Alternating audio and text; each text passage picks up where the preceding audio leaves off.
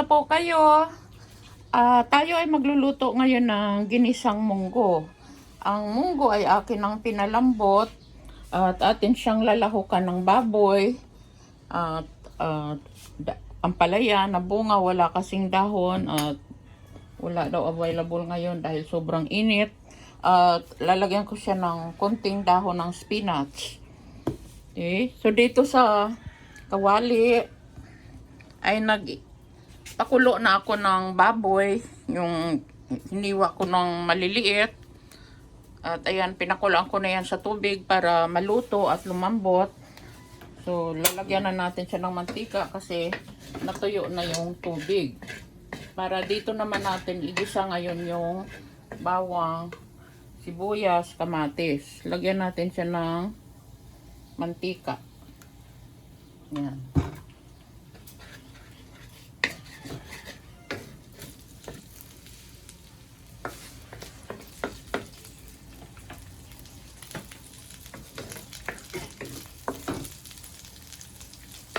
Yan, pag kumulo, ihulog na natin ang bawang. Kinabi na muna natin itong baboy at ito ay luto na. Para maigisa naman natin dito yung bawang. Bawang, sibuyas, kamatis. Ihulog na natin ang bawang.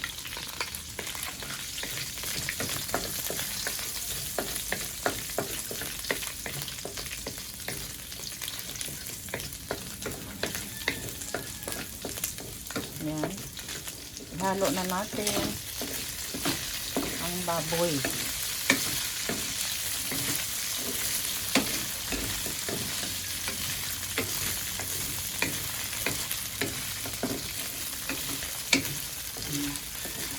Sama na natin itong sibuyas.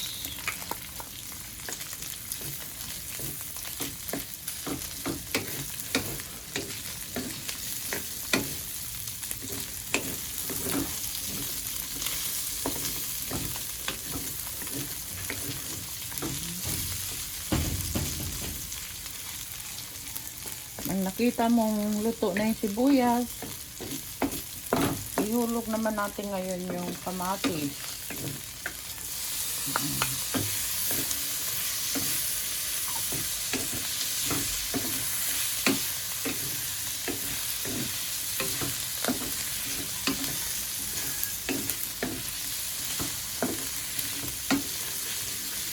Yan.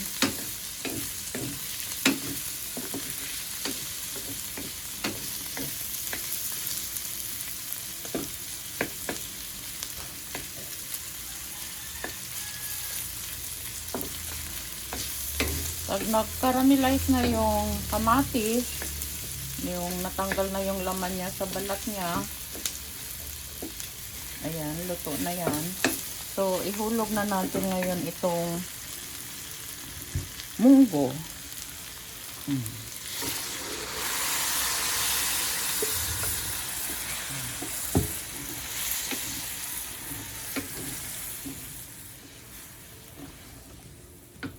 At syempre, lalagyan natin siya ng asin.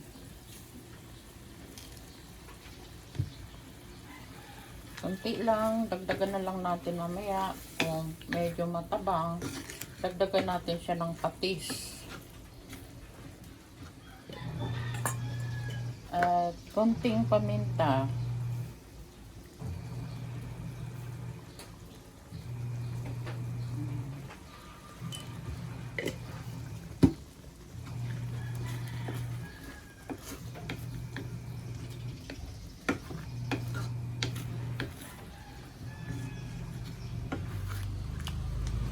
Yan na, makulo.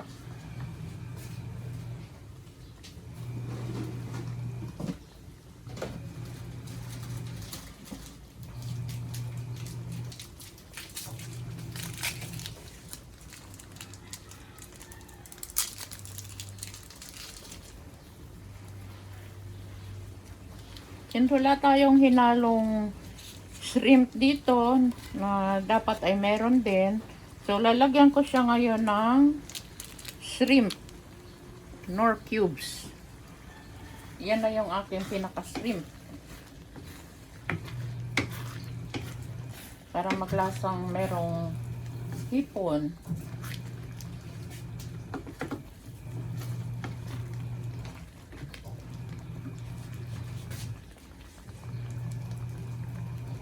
And medyo malapot. Dagdagan natin siya ng tubig. Masyado kasing malapot itong munggo.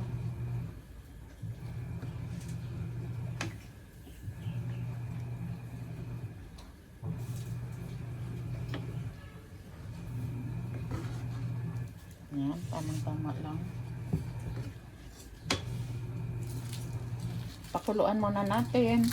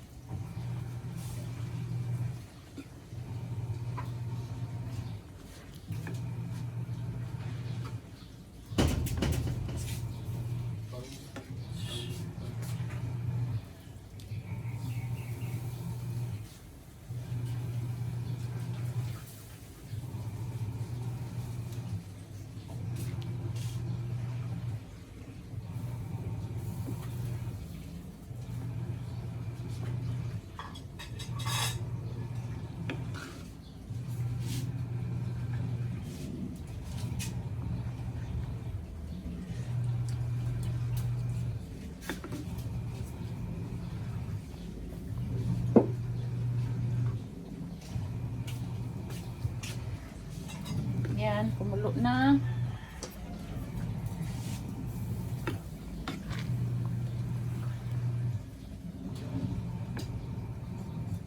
Tikman natin ngayon yung asin. Kung tama ba ang timpla.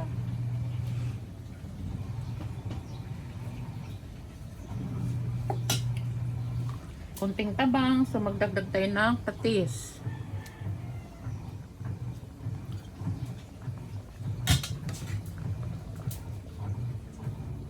At pwede na natin ihulog itong siling haba. Yan. At itong dahon ng, itong bunga ng ampalaya.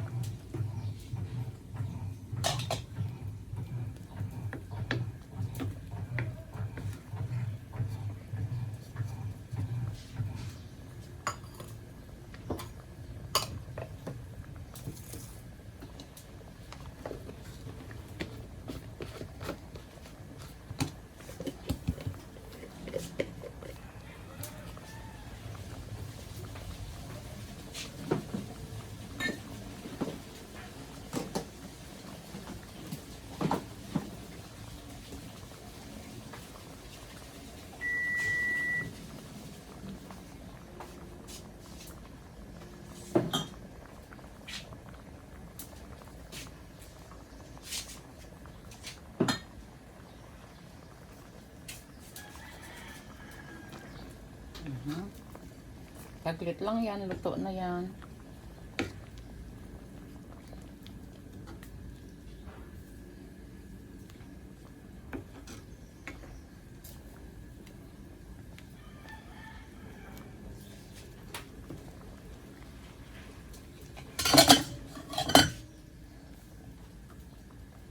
Tikim ng tikim para ma-perfect yung gustong lasa.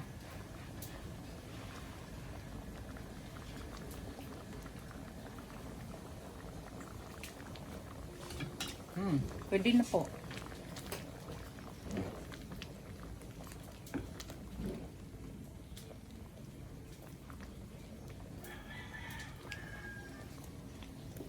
Kuloan natin para maluto yung ampalaya.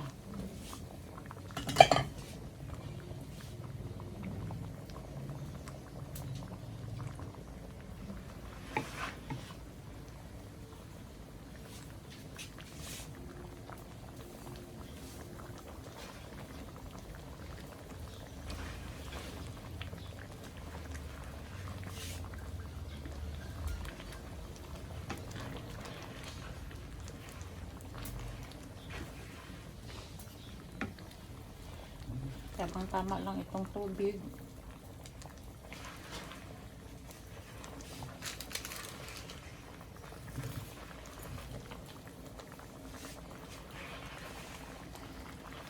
Luto na yung ampalaya na yan kasi isang kulo lang yan.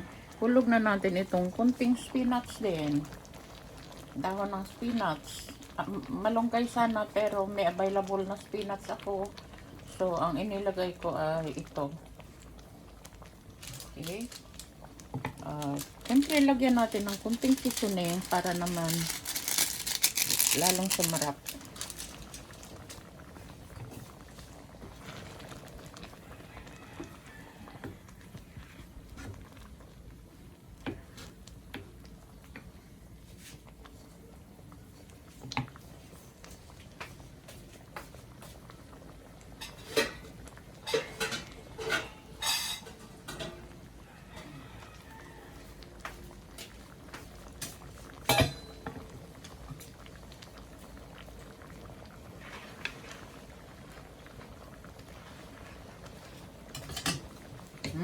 Sarap na.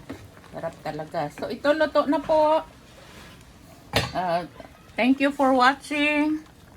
Ganyan lang po ang pagluluto ko ng munggo.